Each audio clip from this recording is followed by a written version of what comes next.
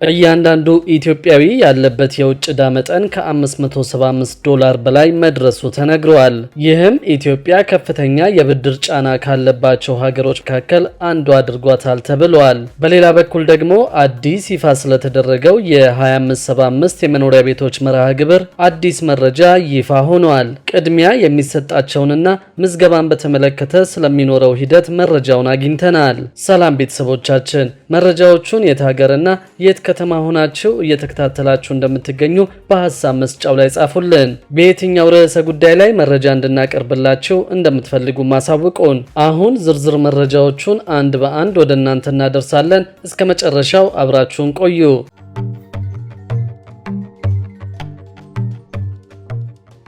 እያንዳንዱ ኢትዮጵያዊ ያለበት የውጭ ዕዳ መጠን ከ$575 በላይ መድረሱ ተነግሯል። እያንዳንዱ ኢትዮጵያዊ ያለበት የውጭ ዕዳ መጠን $575.6 መድረሱን የኢትዮጵያ ኢኮኖሚክስ አሶሲዬሽን ባወጣው ሪፖርት ገለጸ።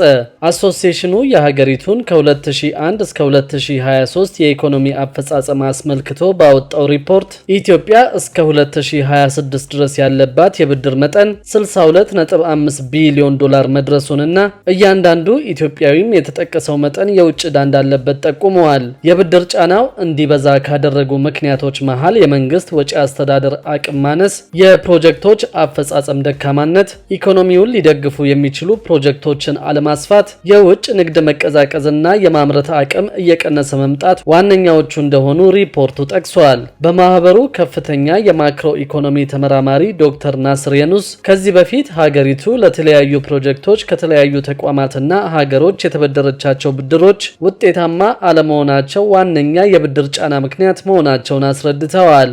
ኢትዮጵያ የብድር መክፈያ ጊዜን በመደራደር እንዲራዘም ማድረጓ ጥሩ ቢሆንም ሊከፈል የነበረው ገንዘብ አሁንም ኢኮኖሚውን መደጎም በማይችሉ መንገዶች ወጪ ከተደረገ የዕዳ ጫናው ይጨምራል እንጂ ሊቀንስ እንደማይችልም ተመራማሪው ተናግረዋል። የመንግስት ወጪ በተቀናጀና ኢኮኖሚውን በሚጠቅም መንገድ ካልተገበረ ዕዳ መክፈል ከማይችሉ ሀገሮች መካከል እንድትመደብ ከማድረግ ባለፈ ለኢንቨስትመንት ተመራጭ ያልሆነች ሀገር እንድትሆን ያደርጋታልን ብለዋል። ከዚህ በፊት ከዓለም አቀፍ አበዳሪ ተቋማት እና ሀገሮች የተገኙ ብድሮች ባደረሱት ጫና ምክንያት መንግስት በወጪ ቅነሳ ላይ መቆየቱ ለኢኮኖሚው መቀዛቀዝ ተጨማሪ ምክንያት እንደሆነም ተመራማሪው ገልጸዋል። የኢትዮጵያ ኢኮኖሚ ከወጪ ንግድ ከሚገኘው ገቢ ጋር ሲነጻጸር ከፍተኛ የብድር ጫና ካለባቸው ሀገሮች መካከል አንዷ የሚያደርጋት እንደሆነ፣ ከዓመታዊ ምርት ወይም ጂዲፒ አንጻር ደግሞ በአማካይ ላይ እንደሆነች በሪፖርቱ ተጠቅሷል። መንግስት የገጠመውን የገንዘብ እጥረት ለመፍታት ከግብር የሚሰበሰበውን መጠን በየዓመቱ እያሳደገ መሆኑን የተናገሩት ዶክተር ናስር ጭማሪው ተቀጣሪና መደበኛ ስራ መስኮችን ኢላማ ያደረገ በመሆኑ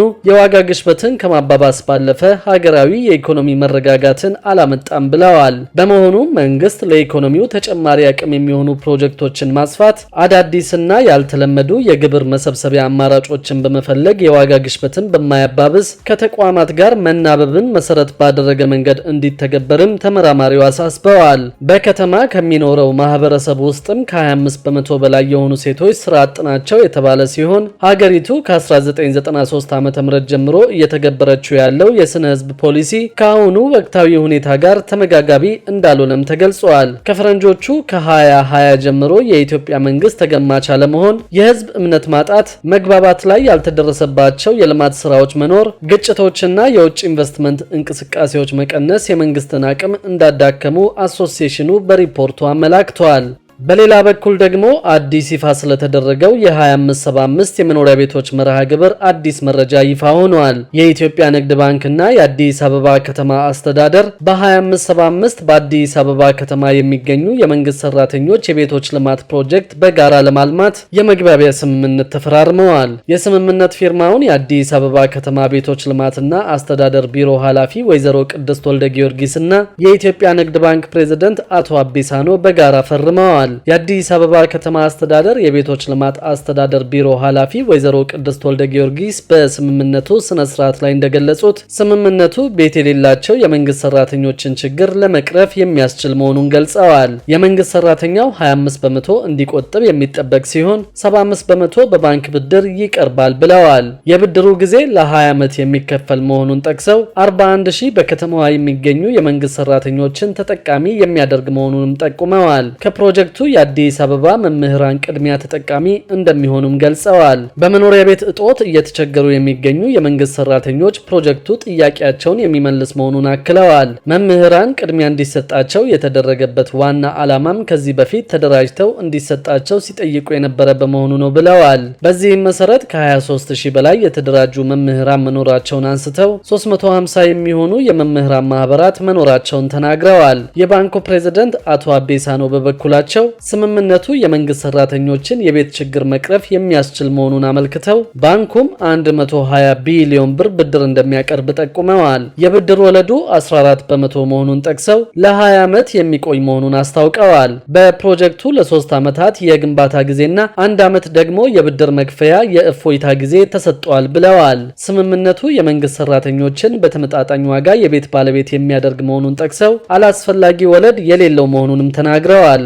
በቤት እድሉ ቅድሚያ ተጠቃሚ ለመሆን በማህበር ተደራጅተው ቅድመ ሁኔታዎችን ያሟሉት የከተማዋ መምህራን መሆናቸው በተሰጠው መግለጫ ላይ የተገለጸ ሲሆን በሂደት ሁሉም ቤት የሌላቸው የከተማ አስተዳደሩና የፌዴራል መንግስት ሰራተኞች የመርሃ ግብሩ ተጠቃሚ እንደሚሆኑ ተገልጿል። መደራጀትን በተመለከተ ደግሞ ያልተደራጁ መምህራንን ለማካተት የግንዛቤ ስራው ላይ በትኩረት እንደሚሰራ ተገልጿል። ሌሎች የመንግስት ሰራተኞችን በተመለከተ ደግሞ ወደፊት እንዲደራጁ ይደረጋል ተብሏል። በሚቀጥሉት ዓመታት እስካሁን ከተደረገው በበለጠ ትኩረት የሚሰጠው የመኖሪያ ቤቶች ግንባታ ላይ መሆኑን የገለጹት የአዲስ አበባ ከተማ ከንቲባ አዳነች አቤቤ ናቸው። በዚህም በመቶ ሺዎች የሚቆጠሩ የቤት ግንባታዎችን መገንባት ጀምረናል ብለዋል። በሌላ በኩል ደግሞ በኢትዮጵያ በዘረመል ምህንድስና የበለጸገ በቆሎ ለገበያ ሊቀርብ መሆኑ ተነግሯል። በኢትዮጵያ በዘረመል ምህንድስና ወይም ጄኔቲካሊ ሞዲፋይድ ኦርጋኒዝምስ GMO የበለጸገ በቆሎ ለገበያ እንደሚቀርብ ተገለጸ። በዘረመል ምህንድስና የሚመረቱ የግብርና ምርቶች ጥቅሞችና ስጋቶች በሚል የመወያያ ርዕስ መነሻ ሐሳብ ያቀረቡት በአዲስ አበባ ዩኒቨርሲቲ የተፈጥሮና ኮምፒቲሽናል ሳይንስ ትምህርት ክፍል መምህርና ተመራማሪ የሆኑት ፕሮፌሰር ጥልዬ ፈይሳ በኢትዮጵያ በቆሎም በዘረመል ምህንድስና የማበልጸግ ሙከራ ብዙ ዓመታት ወስዶ ከተጠናቀቀ በኋላ የአካባቢ ጥበቃ ባለስልጣን ለግብይት እንዲውል ፈቃድ ሰጥቷል ብለዋል። በተደረገው ሙከራ ምርት 56 በመቶ መጨመሩን በመጥቀስ ዘርቶ በማብቀል ለምግብነት የሚውል መሆኑንም አስረድተዋል። ይህ የተነገረው የኢትዮጵያ ሳይንስ አካዳሚ ባዘጋጀውና በአዲስ አበባ ዩኒቨርሲቲ ቢዝነስና ኢኮኖሚክስ ኮሌጅ እሸቱ ጮሌ መታሰቢያ አዳራሽ በተካሄደው የውይይት መድረክ ላይ ነው። በዘረመል ምህንድስና የበለጸገ በቆሎ ለአርሶ አደሮች እንደ አማራጭ ነው የቀረበው። መዝራት የማይፈልግ አርሶ አደር ካለ አይገደድም በማለትም አስረድተዋል። በምግብ ራሳችንን አልቻለም። እስከ 20 ሚሊዮን የሚደርሱ ሰዎች ተረጂ ናቸው። ስለዚህ የዘረመል ምህንድስና ምርትን ከጨመረልን፣ ከምግብ የሚገኙ ንጥረ ነገሮችን ካቀረበልንና የምግብ ህልውናችንን ለማረጋገጥ እስካገዘን ድረስ መጠቀማችንን እንቀጥላለን ያሉት መምህርና ተመራማሪው በዘረመል ምህንድስና የበለጸገ የጥጥ ማምረት ሂደት በሚቀጥሉት ዓመታት ውስጥ በከፍተኛ ሁኔታ እንደሚስፋፋ ጠቁመዋል። በውይይቱ ወቅት እንደ ስጋት ከቀረቡ ጥያቄዎች አንዱ በጤና ላይ የሚኖረው ተጽዕኖ ሲሆን በዚህ የማምረት ዘዴ ያለፉትን 30 ዓመታት ልምድ በመጥቀስ ጤና ላይ ችግር አልተስተዋለም በማለት ፕሮፌሰር ጥልዬ ገልጸዋል። በ30 ዓመታት ውስጥ ተጽዕኖ ካልታየ በሚቀጥሉት 40 ዓመታት የተለየ የጤና እክል ይኖራል ተብሎ እንደማይተነበይም ተናግረዋል። በኢትዮጵያ ከጥጥና ከበቆሎ በተጨማሪ እንሰት ላይ ተጀምሮ የመጀመሪያው ሙከራው እየተጠናቀቀ መሆኑን የገለጹት መምህርና ተመራማሪው ከጎመን ዘር ዘይት ለማምረት የሚደረገው ጥረት ተጠናክሮ እንደሚቀጥል አክለዋል። ሆኖም ከፍተኛ የሆነ የገንዘብ እጥረት በስራው ላይ ቀላል የማይባል ተጽዕኖ